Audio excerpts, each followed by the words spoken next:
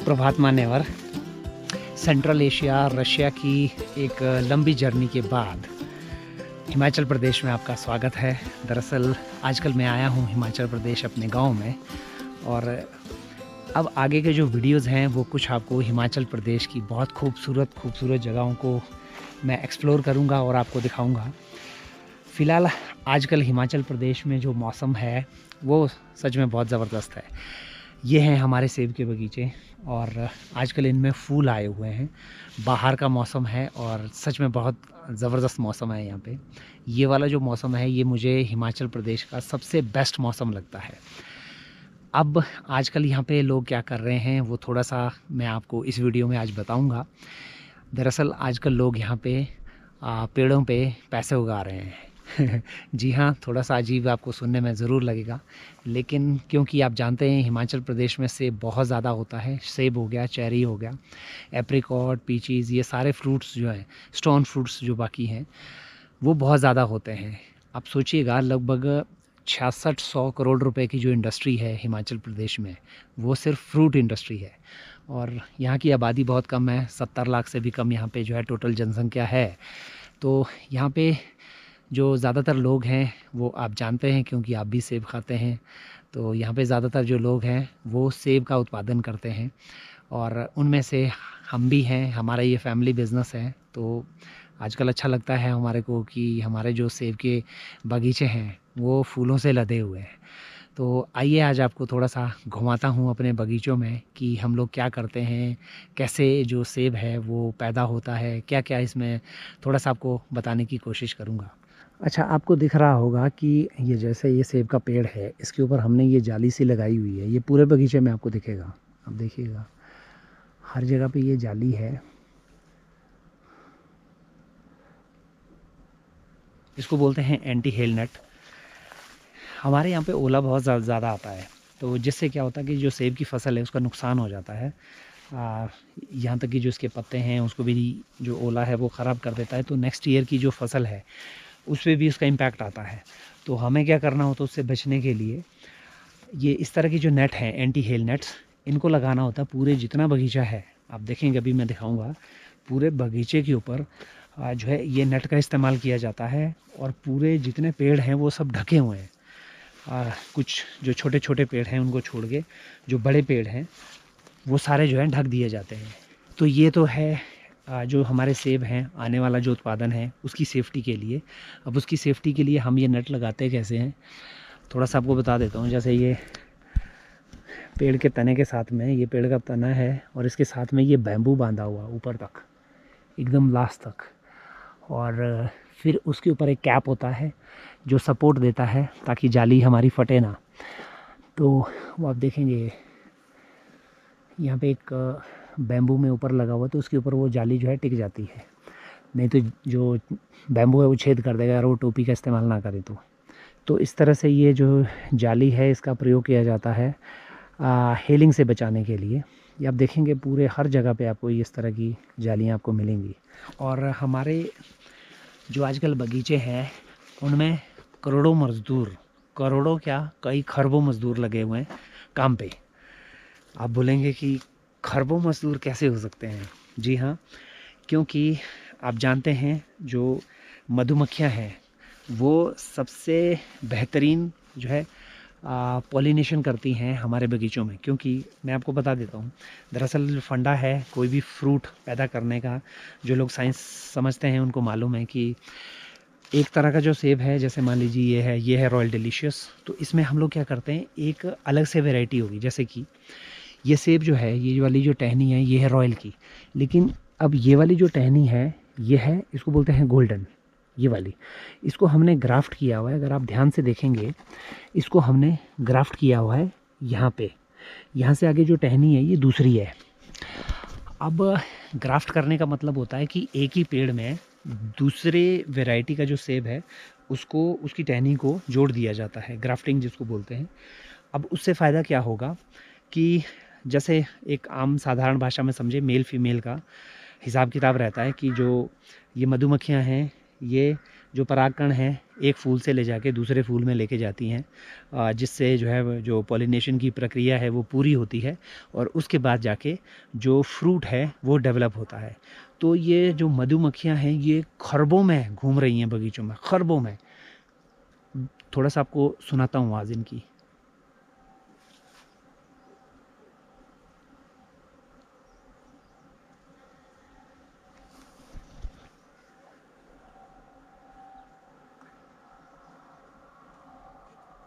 ये देखिए एक मजदूर यहाँ पे है।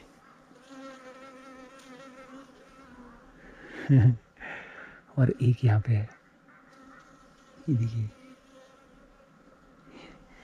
ये इस तरह की जो मधुमक्खियाँ हैं ये आपको खरबों में पूरे बगीचे में मिल जाएंगी। ये देखिए।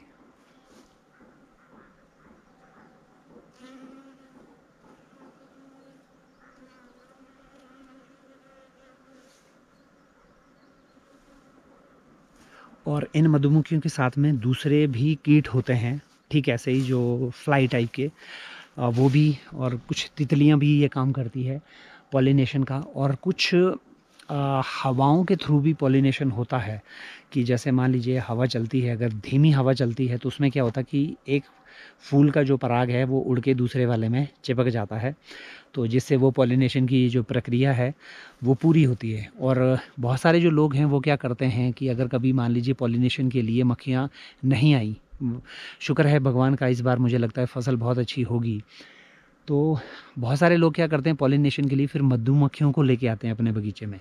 अब वो कैसे लेके आते हैं, आपने वो देखे हैं जो शहद बेचते हैं, उनके पास डब्बे होते हैं बहुत सारे, वो लाइन में रखे हुए और उसमें मधुमक्खियाँ होती हैं बहुत सारी, तो रात को वो रेंट पे लेके आते हैं। जैसे मान लीजिए ये जो टोटल प्रक्रिया है ये 4 से 5 दिन की होती है, वो 4-5 दिन के लिए डब्बे लेके आते हैं और अपने बगीचों में डब्बे लगा देते हैं। तो उससे क्या होगा कि मधुमक्खियाँ जब बाहर निकलेंगी नेक्स्ट डे, उनको सील करके लाया जाता है। जब नेक्स्ट डे बाहर निकलेंगी तो उनके चारों तरफ फूल ही फूल होंगे, तो वो पूरे बगीचे में घूमना शुरू कर देती हैं और केसर पे इधर उधर जो है वो पॉलिनेशन की जो प्रक्रिया है उसका पूरा करने में सहायक होती हैं।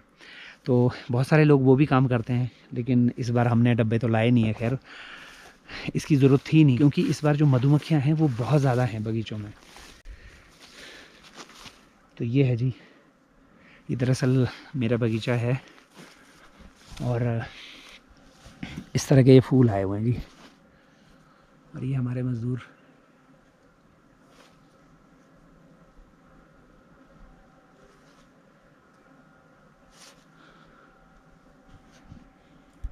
अभी कुछ पेड़ हैं जिनमें फूल पूरी तरह से नहीं खिले हैं, जैसे कि ये वाला पेड़। अब इसमें आप देखेंगे अभी ये गुलाबी है, गुलाबी कलर के, इसको पिंक बर्ड बोलते हैं। तो अब कुछ दिनों बाद ये जो है जब ये खिलेगा तो ये वाइट आपको दिखेगा इस तरह से। अगर आप ये देखेंगे दूसरी साइड से पिंक होता है और इस साइड से ये वाइट होता है। तो जब ये खिलेंगे सारे फूल तो ये भी वाइट आपको दिखेंगे। इस वाले पेड़ में भी अभी फ्लावरिंग पूरी तरह से नहीं हुई है, आप देख सकते हैं कि इसमें भी ये देखिए आप, पिंक फूल आए हुए हैं अभी, गुलाबी फूल, पिंक बर्ड हम लोग इसको बोलते हैं। इसमें मुझे लगता है अभी समय है लगभग 3 से 4 दिन का, 3 से 4 दिन बाद इसमें फूल आ जाएंगे। और ये वाला जो पेड़ है ये है नाशपाती का, और नाशपाती के पेड़ मैं आपको दिखा दूँ, इसमें फ्रूट सेट भी हो चुका है। ये देखिए जो आप नाशपाती खाते हैं वो फ़िलहाल इतनी छोटी छोटी है अभी। हाँ, ये है जी नाशपाती के फ्रूट, ये लगी हैं इसमें बहुत सारी नाशपातियाँ। ये देखिए इस बार नाशपाती की फसल बड़ी बहुत अच्छी है।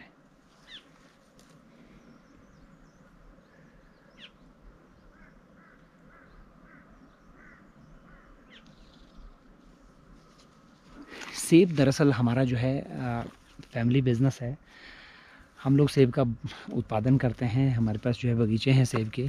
और उसके साथ साथ में अब यहाँ के बागवानों ने क्या किया है कि अब किसी भी एक फ्रूट पे डिपेंडेंट रहना वो भी ठीक नहीं है। तो अब लोगों ने यहाँ पे क्या किया है कि साथ साथ में जैसे चेरी है उसका हम लोग उत्पादन करते हैं, मेरे पास भी चेरी के अच्छे खासे बगीचे हैं, इसके साथ में सेब के साथ में। और जैसे नाशपाती आपने देखा, आड़ू हो गया, प्लम हो गया, इसके अलावा एप्रिकॉट हो गया। इस तरह से बहुत सारे जो फ्रूट्स हैं, स्टोन फ्रूट्स हैं, उनको भी हम लोग बेचते हैं। लेकिन मेजर जो बिज़नेस है हमारा वो है सेब और चेरी का। सेब जो है हमारा प्राइमरी सोर्स ऑफ इनकम आप कह सकते हैं, और चेरी हमारा सेकेंडरी। अभी जो आपको फूल दिख रहे हैं ये अगस्त में जाके जो है पूरा सेब डेवलप होगा। अब इसकी अलग अलग स्टेजेस होती हैं, वो मैं आपको कोशिश करूँगा बीच में दिखाने की, किस किस स्टेज पे जो हो सेब है कितना कितना बड़ा होता है।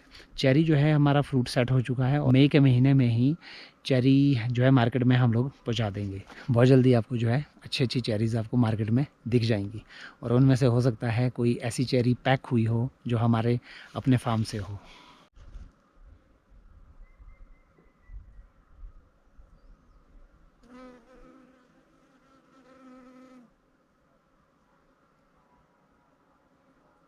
ये वाला जो पीरियड होता है जब ख़ास करके फ्रूट सेट होता है जैसे कि सेब, ये हमारे लिए बड़ा क्रूशियल पीरियड होता है। दरअसल इस समय पे क्योंकि जो फ्रूट है वो आने ही वाला है, तो उसके लिए जो पेड़ों के पास में बहुत सारी एनर्जी होनी बहुत ज़रूरी है।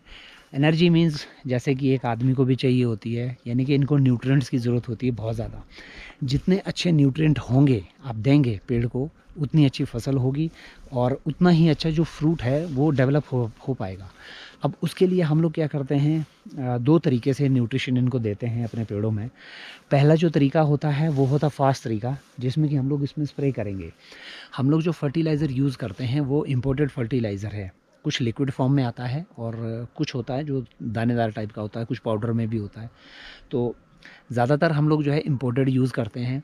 इम्पोर्टेड का फ़ायदा ये रहता है कि हम लोगों को उसका नुकसान नहीं होता फिर बाद में, हमारे पेड़ों को। इम्पोर्टेड का फ़ायदा ये है कि पैसा थोड़ा भले ही ज़्यादा दिया जाए, लेकिन उसके जो रिज़ल्ट्स हैं वो बहुत अच्छे रहते हैं। अब हमें क्या करना है कि जैसे ये फूल आए हुए हैं तो इनमें हमें स्प्रे करना पड़ेगा, न्यूट्रिएंट्स जो है स्प्रे करने पड़ेंगे। उससे क्या होगा कि जो पेड़ है उसकी जो कमी है, डेफिशिएंसी है, वो पूरी हो जाएगी। तो अभी हम जो है इसमें स्प्रे करेंगे, लेकिन वो न्यूट्रिएंट्स होंगे, वो खाने के लिए। आप ये मत सोचिए कि उसमें कोई जहरीले केमिकल है, वो सिर्फ इनके जो पेड़ हैं इनके न्यूट्रिशन के लिए होता है। एक तो हो गया स्प्रे करके, जिसमें हम लोग जो है एक ड्रम में पानी मिला के फिर जो फर्टिलाइज़र है उसको मिला के इसको स्प्रे कर देंगे। तो ये क्या करता है, पत्तों के थ्रू डायरेक्ट उसको सोख लेता है। दूसरा होता है हम लोग नीचे जो है, जैसे मान लीजिए कोई भी फर्टिलाइज़र यूज़ कर सकते हैं आप, मिट्टी में नीचे दीजिए, वो जड़ों के थ्रू जो पेड़ है वो ले लेगा। और ये जो पेड़ हैं ये रियली, मैं आपको सच बात बताऊं, यहाँ के जो लोग हैं वो इनको बच्चों की तरह मानते हैं, क्योंकि ये एक एक पेड़ हम लोगों को बहुत पैसा देता है। तो ये हमारे बच्चों जैसे, इनका जैसे वो होता है ना बेबी, माँ बाप जो है जब बच्चा बीमार हो जाता है तो उसको फटाक से हॉस्पिटल लेके जाते हैं, टेंशन हो जाती है। तो कुछ कुछ हमारे साथ भी ऐसा ही है, हमें भी टेंशन हो जाती है अगर इनको कुछ हो गया तो। अगर कोई भी एक पेड़ सूख गया, अब मान के चलिए कि जैसा ये वाला पेड़ है, दरअसल उस साइड से इसको थोड़ा सा प्रॉब्लम हुआ है, हमने कोशिश की है इसको बचाने की, लेकिन अगर मान लीजिए कभी भी किसी पेड़ के साथ कुछ हो जाता है तो हमारे लिए सच में ऐसा लगता है कि हमारा कोई फैमिली मेम्बर चला गया है। तो इनको हम लोग जो है बड़ी मेहनत से पालते हैं, और ऑब्वियसली उसके बदले में ये हम लोगों को बहुत सारा फ्रूट देते हैं।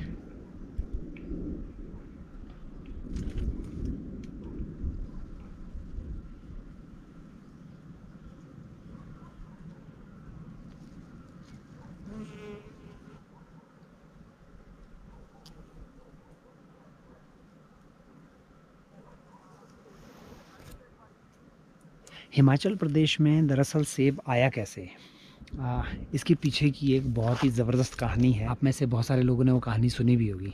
दरअसल हमारे यहाँ पे कोटगढ़ जो हमारा इलाका है, वहाँ पे अंग्रेज़ों के ज़माने में एक अमेरिकन आए थे।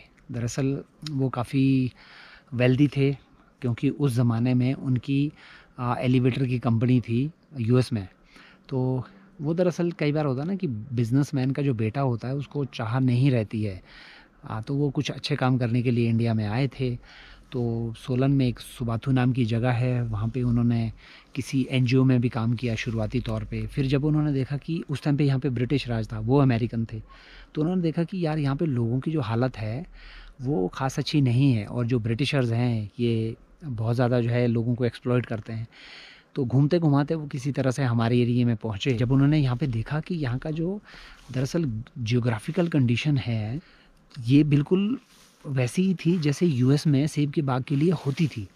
तो उन्होंने देखा कि यहाँ पे लोग जो है बेचारे कुछ पैसा कमा नहीं पा रहे हैं। तो उसके बाद वो वापस यूएस गए।